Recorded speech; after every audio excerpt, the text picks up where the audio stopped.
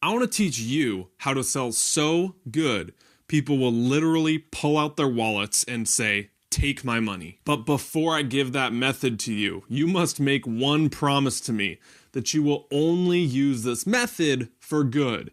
I will not manipulate. If you can't promise that, aka you're a sociopath, do not watch this video. I'm willing to bet at some point in your life you've had to sell something. Maybe this is a physical product. Maybe it's yourself during a job interview.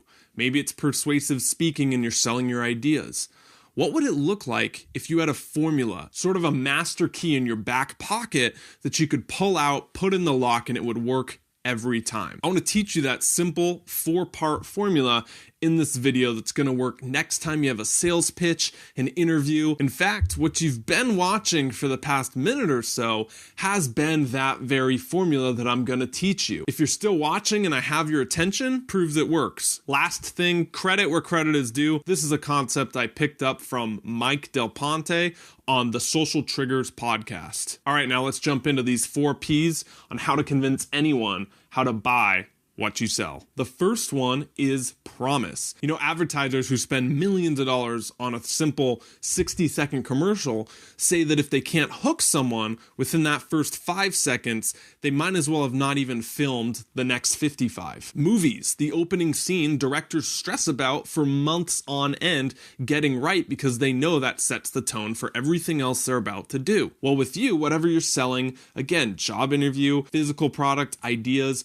set the tone with that first one sentence. This is called the promise. It's a short, punchy little one-liner. My example in this video. Today I'm going to teach you how to sell something so good, people will pull out their wallets and say, "Take my money." That sets the tone for what's about to come. You know it's about selling. You know what this video is about. Once you do that, you move into the next P. The next P is the picture. Mike Rowe, the guy from Dirty Jobs, he told a great story on the Tim Ferriss podcast on how he got into television.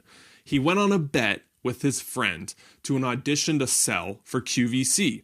You know, the late night infomercials where they're trying to get you to buy jewelry that no one needs and no one would actually wear. He was that guy selling at 2 or 3 in the morning. So he walks into this job interview, again on a bet. His friend said, "If you do it, I'll do it." And they didn't ask him about his background, experience. They just held up a pen and said, "Sell this to me." What Mike Rowe did in that moment got him the job. He didn't talk about the pen and say, "Well, it's got a fine ball tip to it. It doesn't smudge when you write." He went after the emotions. He said, "I want you to imagine you just closed a business deal. Everything went as planned. It took you 2 months. You're ready to sign. You reach into your pocket and you pull out a ball tip pen that's chewed on and cost you 4 cents.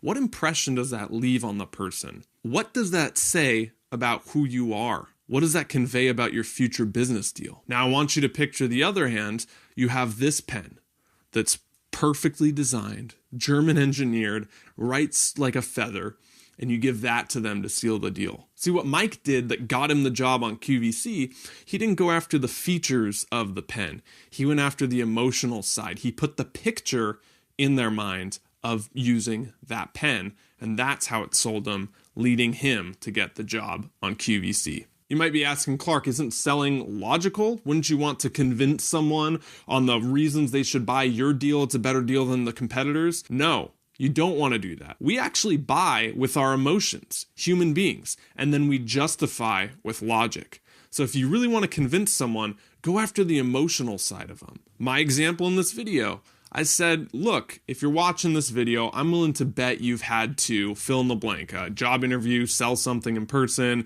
convince people of your ideas." Okay, so you see I'm planting the picture in your mind of a time where you had to actually sell something to relate to your emotional side to make you watch this more. The next P is proof. I heard a great story. I think it's Andrew Stone from Pixar was giving in his TED Talk. He said he had a graphics arts teacher early on in his college career. The first day of class, he storms in, he writes on the board, "Apple," and then he draws a picture of an apple.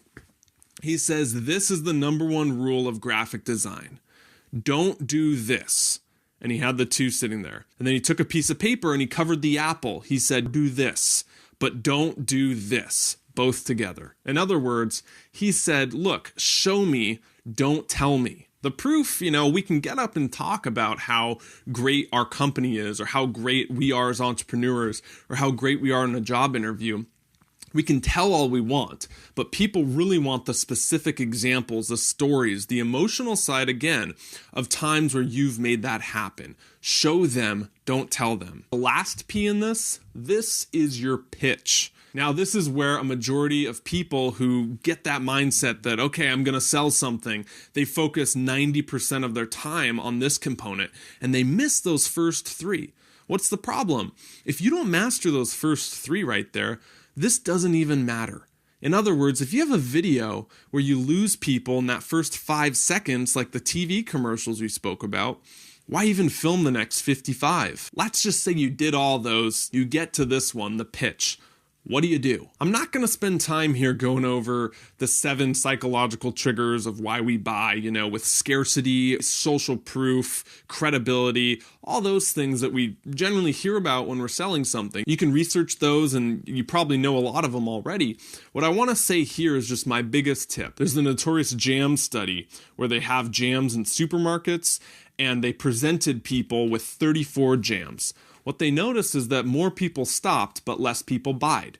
And that when they only had a setup display of 4 to 8 jams, the conversions went through the roof.